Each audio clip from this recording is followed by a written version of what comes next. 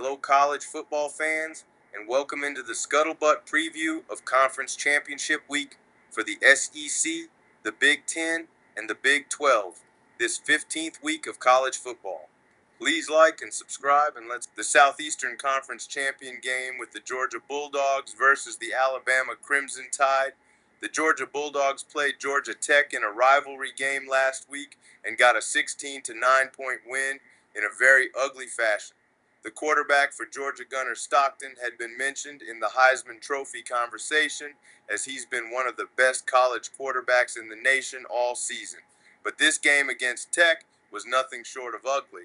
Gunnar went 11 of 21 for a total of 70 yards passing with one touchdown and one interception.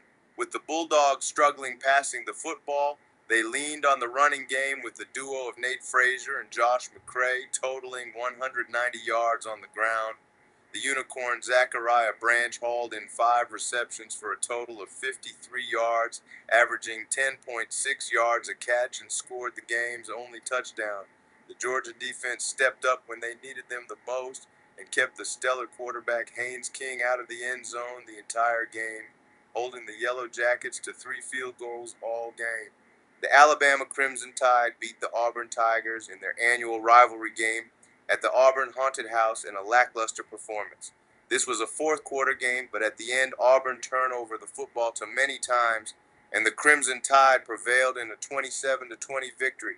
The Tide's quarterback Tyler Simpson went 19 for 35 with a total of 122 yards and 3 touchdowns, while the Auburn's Ashton Daniels went 18 to 39 for 259 yards with the 1 TD and 1 interception. Well, Alabama accumulated 158 yards on the ground. Rushing Auburn rushed for 152 yards. As you can see, both teams were very competitive and equal on the field, but it simply came down to turnovers with the Alabama victory. Now it's time for Alabama and Georgia to face each other for the SEC championship. The last time these two steamrollers met was early in the season, where the Tide beat the Dogs 24-21 in a close one. Alabama quarterback Tyson Simpson went 24 for 38 for 276 yards passing, averaging 7.3 per attempt with 2 touchdowns, while the Dogs quarterback Gunnar Stockton went 13 of 20 for 130 yards passing, averaging 6.5 per attempt with 1 touchdown.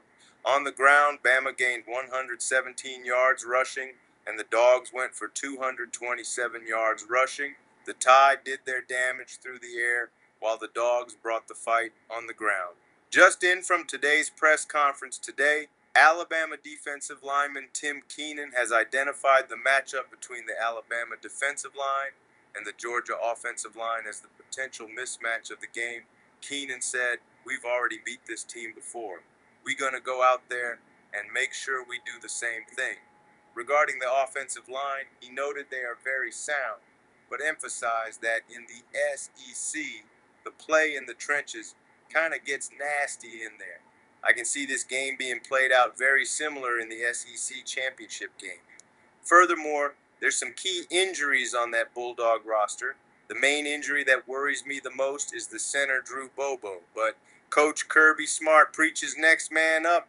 We will see. Look, Georgia fans, my gut is telling me the Dogs will pull it out, but I have to see it first. I've got the Alabama Crimson Tide winning 24-21 once again over the Georgia Bulldogs in the Big Ten championship game, with a meeting of the top 2 teams in the country, the Indiana Hoosiers versus the Ohio State Buckeyes. The undefeated Indiana Hoosiers took on the Purdue Boilermakers in a straight belt to the backside beating of Purdue with a 56-3 win. Indiana's quarterback Fernando Mendoza completed 8 of 15 for a total of 117 yards, averaging 7.8 yards per throw with 2 touchdown passes and 0 interceptions. You may ask how Indiana scored 56 points with 15 passes. Well, they did it on the ground with 3 yards and a cloud of dust. Indiana totaled 355 yards on the ground, averaging 9.6 yards per carry, on a very overmatched Purdue defensive front. Leading the rushing attack for the Hoosiers was senior running back Roman Hemby, gaining 152 yards on 12 attempts and a touchdown. On the other side of this contest is the undefeated Ohio State Buckeyes that took down their hated rival, the Michigan Wolverines, by a score of 27-9. Superstar quarterback Julian Sayin went for 19 of 26 for 233 yards, passing averaging 9 yards per completion, and 3 touchdowns with 1 interception. Ohio State effectively rushed the football for 186 yards, averaging 4 yards per carry, with running back Bo Jackson leading the way with 117 yards on 22 carries, averaging 5.3 yards per rush. The Michigan offense was able to rush on the Ohio State defensive front for 100 yards, averaging 4.2 per carry. This should be an epic battle at Lucas Oil Stadium with these two stellar undefeated teams for the Big Ten Conference Championship. When studying both rosters, the Ohio State Buckeyes has the most talent and depth in this competition. The only hope for the Indiana Hoosiers to win this competition is to establish the run with the goal of around 250 yards to keep this game close and keep the Ohio State Buckeyes offense on the sidelines to limit scoring opportunities. I'm sorry, Hoosier fans, but the Ohio State Buckeyes have recruited in the top 5 every year since the 2020 recruiting class. Simply, there is too much talent on the field to pick against Ohio State. The scuttlebutt pick is Ohio State 28, Indiana 17, and that's being nice to the Indiana Hoosiers. The Big 12 championship game is featuring the BYU Cougars versus the Texas Tech Red Raiders. These two teams have an identical record of 11 wins and 1 loss. BYU beat UCF soundly to the tune of 41-21. BYU Bear Bachmeier passed for 21 out of 25 for 289 yards, averaging 11.6 yards per attempt with 1 touchdown and 0 interceptions. The BYU rushing attack accumulated 118 yards on 40 attempts, while averaging only 3 yards per carry, while the BYU receiving corps gained 289 total yards through the air, with standout Parker Kingston catching 6 receptions for 126 yards and 1 touchdown. On the other hand, the Texas Tech Red Raiders beat the brakes off the West Virginia Mountaineers 49-0. I really didn't think the Mountaineers was this bad. Well, Texas Tech might be just that good. Texas Tech quarterback Morton went 25 of 32 for 310 yards, passing, averaging 9.7 per attempt, and scored 3 touchdowns through the air, while the Texas Tech rushing attack went for 188 yards on the ground with 2 TDs led by running back Cameron Dickey. The Texas Tech receivers total 384 yards with an average of 13.2 yards per catch, and was led by Caleb Douglas and Terrence Carter Jr.